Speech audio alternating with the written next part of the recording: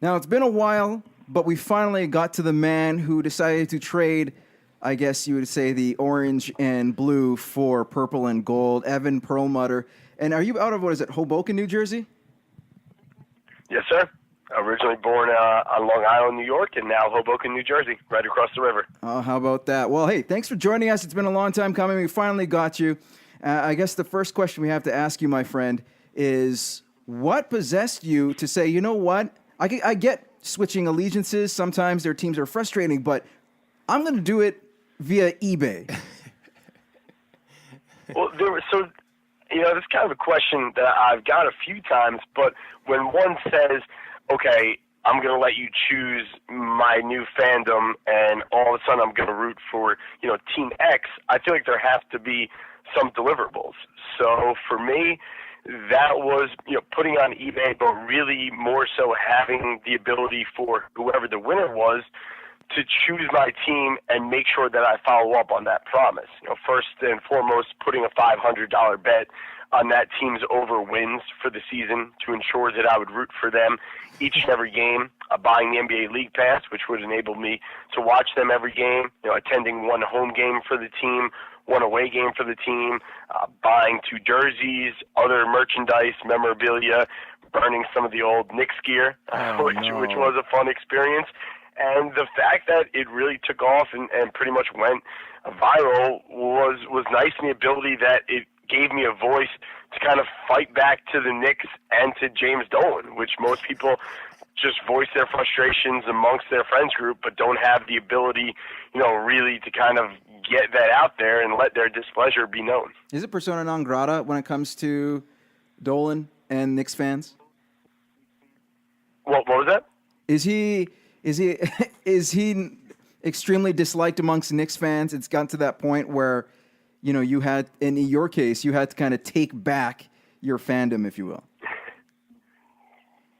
I think we passed dislike a long time ago. I actually was a Madison Square Garden employee once upon a time. The checks were signed by Mr. Dolan, but that was, there was always a scapegoat. That was in the Fire Isaiah days, when Isaiah Thomas was the coach and everyone wanted to get rid of him. I mean, it takes someone like Dolan to run an organization so poorly that you can take legendary coaches, whether it's the Don Cheneys or the Lenny Wilkins, and of course, the most recent GM with Phil Jackson, who turns everything to gold, but leave it to the Knicks and to Dolan to bring Phil Jackson in, pay him an absorbent amount of money, and have the Knicks totally go in the tank. It's just unbelievable.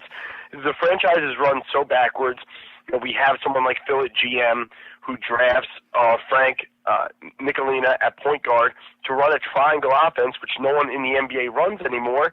And then the Knicks fire Phil Jackson, who just made that draft pick the week later. The problem is there aren't really repercussions because it's New York.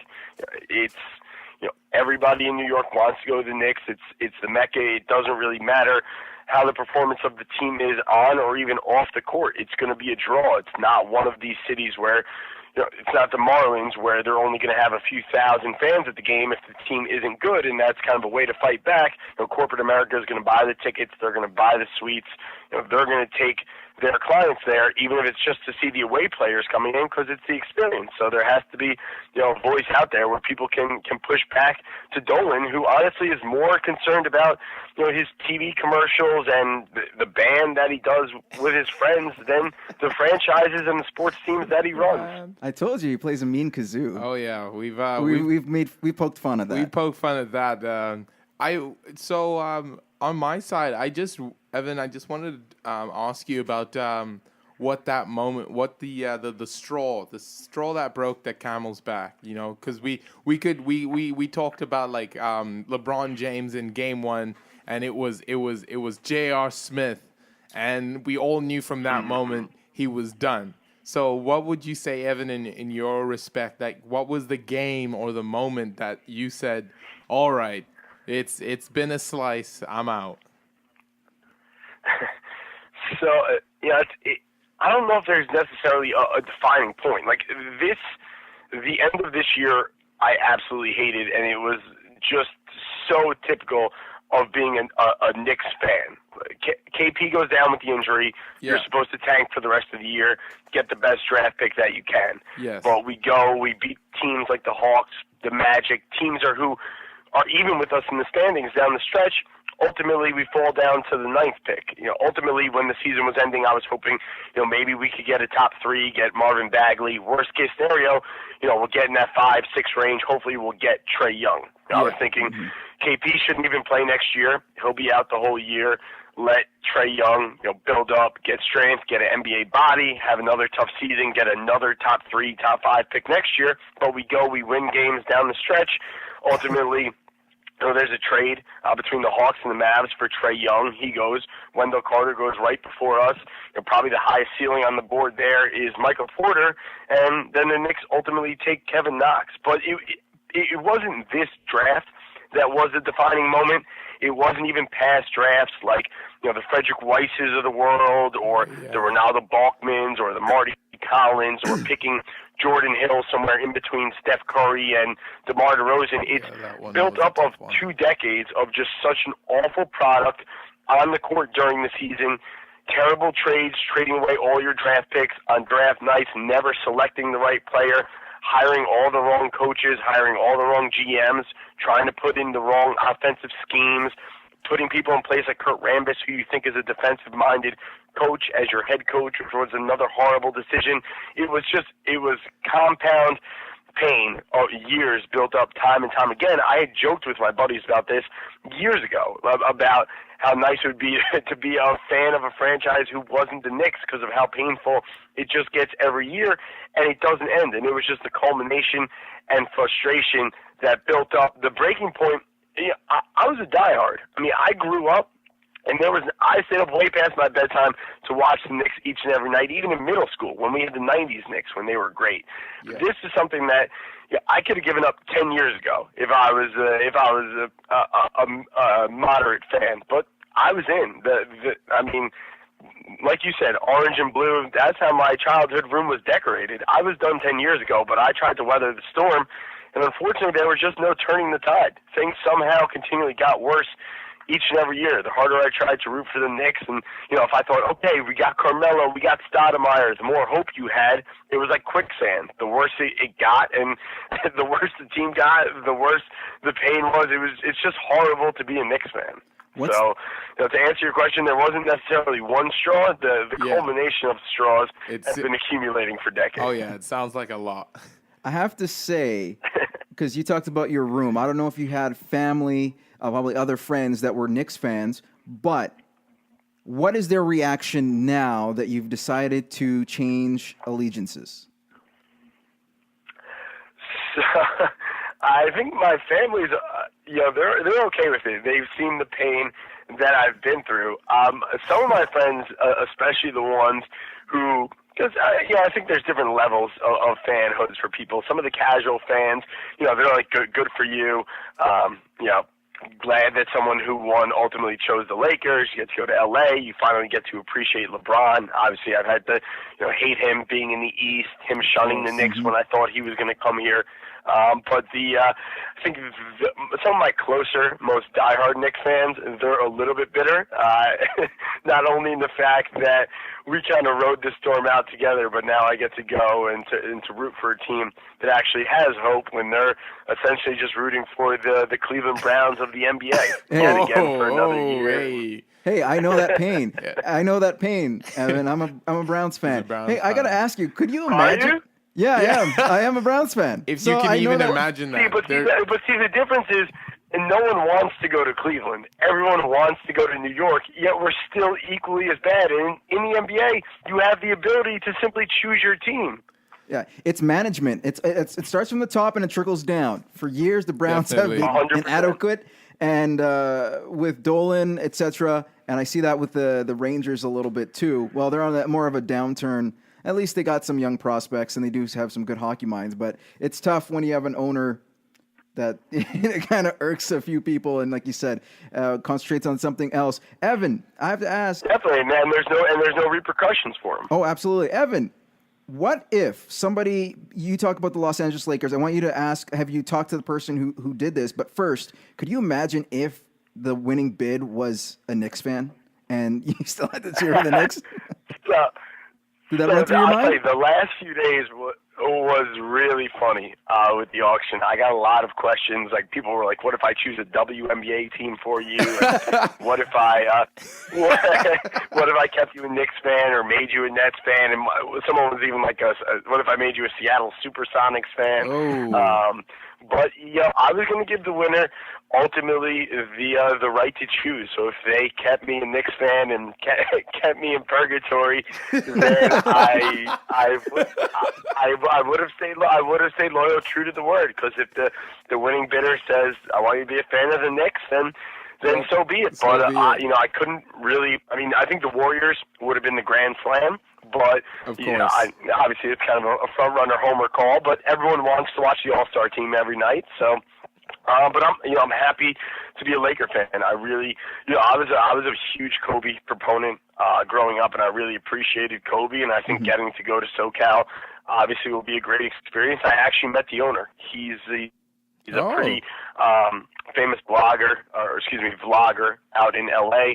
He has like 400,000 people subscribe to his YouTube channel. His name is it's Jidel, Jiedel, and he came to New York. He had an event, but we linked up over here just about a week or two after the auction and the bidding ended, and he came by. We met each other. We burned some of my old Knicks memorabilia and jerseys and merchandise. Make it official. It's on one of his vlogs on his site. So if you want to check it out, you can certainly enjoy that. Oh, we That's definitely crazy. did. How did that actually feel?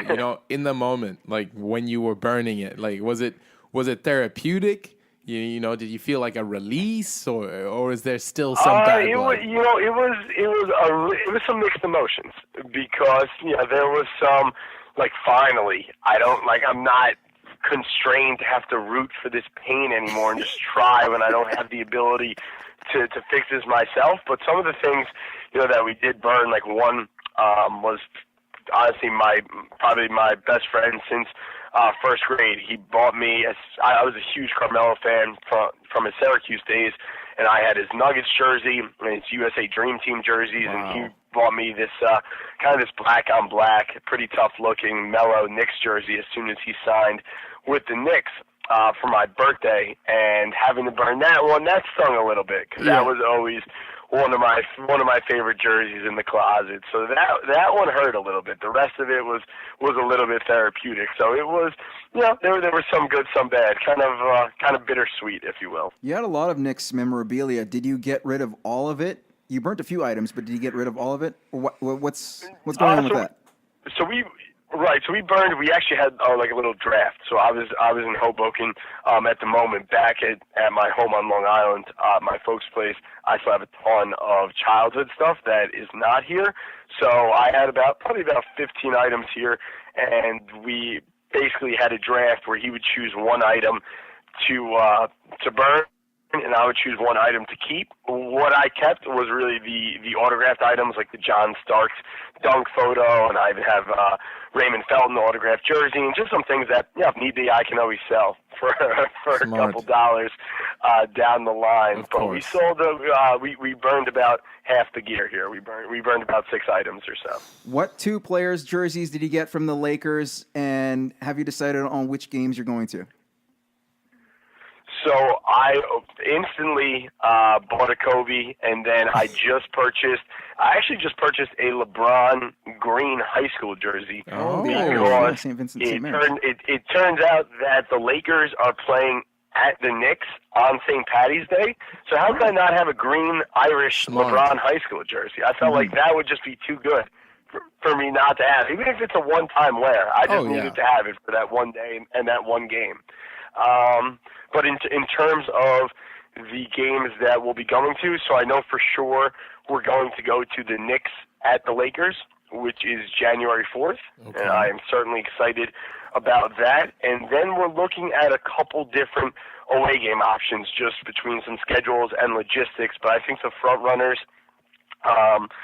potentially, and it's a little bit tough because price and schedules, but anywhere from maybe Lakers at Warriors on Christmas Day. We were looking at Lakers at Celtics in February. Then we were looking at the Lakers at the Knicks, that St. Patty's March 17th game, which I might need the National Guard to escort me in and out of MSG. Just to be present. For that one. And then we're looking at Knicks at the Suns too. I think the Suns are going to be fun. They're a good young team with some nice talent there. So I think that could be a fun game, a pretty close destination for the winner. He just has to go from LA to Phoenix over there. So we might we might go that route. Oh, that's awesome. Make a trip out of that one. So now, where would you? I wanted to know, like, of all the instrumental pieces, or maybe. Let's say last 10 years, like the franchise of the Knicks that you felt had the best hope. Was it the Linsanity? Was it just when it was Melo? Was it KP? Who were you feeling as though, like, before you were enduring the purgatory for in excess 10 years, but right. there had to have been one that you maybe thought could turn it around. Right. I mean, just from the '94 finals, Game 7, John Starks going 2 for 18. I think the heartbreak only continued to widen from them. But I'll be honest, I was working at the Garden, and I was actually at the press conference when the Knicks had gotten Melo and Chauncey Billups. I was standing literally next to Stephen A. watching the press conference, and we were talking, and like the amount of hope and promise, and just the fact that. Not that it was inevitable, but multiple runs at least to make the finals or be in the Eastern Conference semis, or the fact that we have Melo under contract for a number of years. This isn't like a half a season rental. He wants to be here. We're partnering him up with Stoudemire. We haven't had any talent really in the past 10 years, especially two high level all stars. That was being at that press conference. That was kind of the peak of the hope, when I really thought, okay, for the next 5 years, the Knicks are going to be strong. I mean, Chauncey is a game manager. He might not be, Chauncey in his prime anymore, big shot Billups, but you partner him with somebody like Stoudemire and somebody like Melo, and those three are a force to be reckoned with. And at the end of the day, we won one playoff series, in not only in that run, but in the last 17 years. So that was kind of like the peak of the hope and the continued disheartening. Sorry, brother, but the good news is you're cheering for a positive team in the Lakers that have, they're they had 35 wins last year. They're probably going to get 20 more with LeBron in there, so they will be a playoff team, contend for that. I'm NBA hoping finals. so. My over/under ticket's at 49. So I'm hoping that we get that 50 number. Honestly, that's good. Like default, they're gonna make like 500. They're going to get at least half of the season down, because I mean LeBron says he's not gonna be on the gas, but when LeBron's not on the gas, he could still win.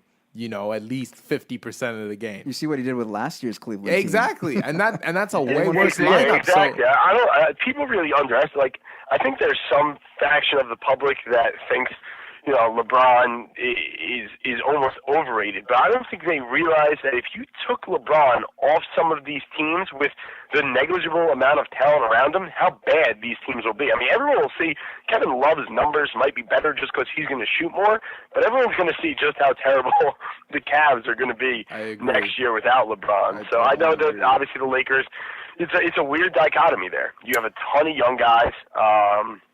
And then you have a ton of these kind of older veterans who are pieced together who, like, even today, they announced that Rondo was going to start potentially at point guard for the season while Ball gets healthy. And Ball's still, tweaking his shot. And then you got the JaVale McGee's and the Stevensons of the world. So it's an interesting mix of young guns and seasoned vets. I think they're going to be a high-pace, high-octane offense, and I'm not sure about the defensive end, but you have Stevenson, you have McGee, so you play some D. Ultimately, you're in between an arms race in the West between the Warriors and the Rockets, so you need to get LeBron, that right-hand man. I don't think it's Butler, and I don't obviously think it was Kawhi. You don't overpay for it now. You just do the best you can, and if the Lakers can get someone before the trade deadline, great. And if not, they're definitely going to get a max free agent next summer. So this year, I think the Western Conference Finals, it may be a stretch, But I think it's going to be a very fun team to watch. So I'm certainly excited. I'm ready to strive for greatness. What about well, Evan? I mean, I feel like you're already forgetting your former Knicks teammate. You know, Beasley is on the squad. Don't disregard. Disregard Beasley him. can score. That man can get buckets. So if LeBron needs to rest for a little bit and you need some instant offense, I mean, he's a chucker. But you put Beasley in, that man knows how to score. He's not bringing up. Beasley did play with LeBron too when he was with Miami. Oh, so yeah. there's he understands where Beasley's coming from. Yeah. Exactly. So it can. LeBron needs to rest on some of these possessions. He's given 110%. I mean, look at the rest of the '03 draft class.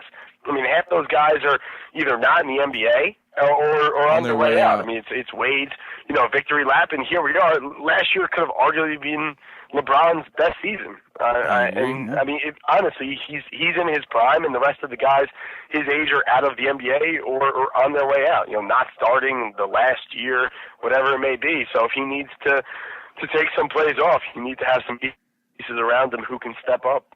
Evan, thanks again, man. We appreciate you coming on. We'll stay in touch because I want to know how this story develops. Yeah, especially as the season starts and kicks off. Maybe by Christmas we'll have another sit down and see what you think in retrospect of your first half as a Lakers fan.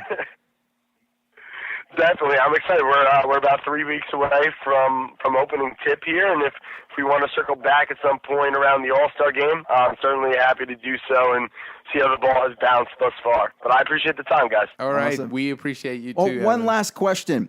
I got to ask you this very quickly. Were you frustrated a little bit? Because I noticed even on your Instagram you talk about ESPN, whenever they're talking about you, anytime that any media coverage was brought towards you, they always showed a picture of you in a Knicks jersey from like 4 or 5 years ago. And you comment, you're like, for real? Like, come on. The one they pulled. It was definitely a bit of a frustrating process. I was almost quote unquote like faceless famous, if you will. I wouldn't even know a lot of these shows. That all of a sudden, like a buddy would text me, like, "Hey, Pearl, you're on NBA The Jump right now," or "You're on Around the Horn," where they plucked a photo from my Instagram from literally 5 years ago.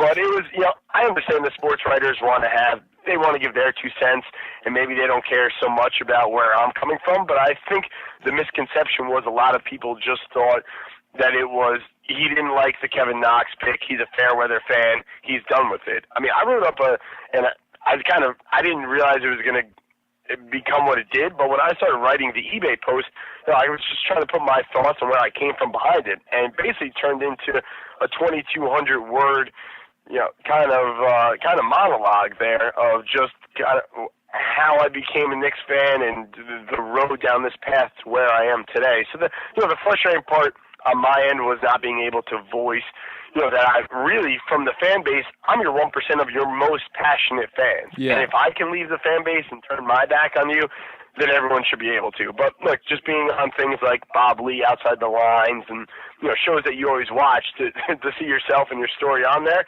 I mean, I'd rather have that than not. But being able to interact obviously would have been ideal. Awesome, man. Thanks again. Have a good one, my friend.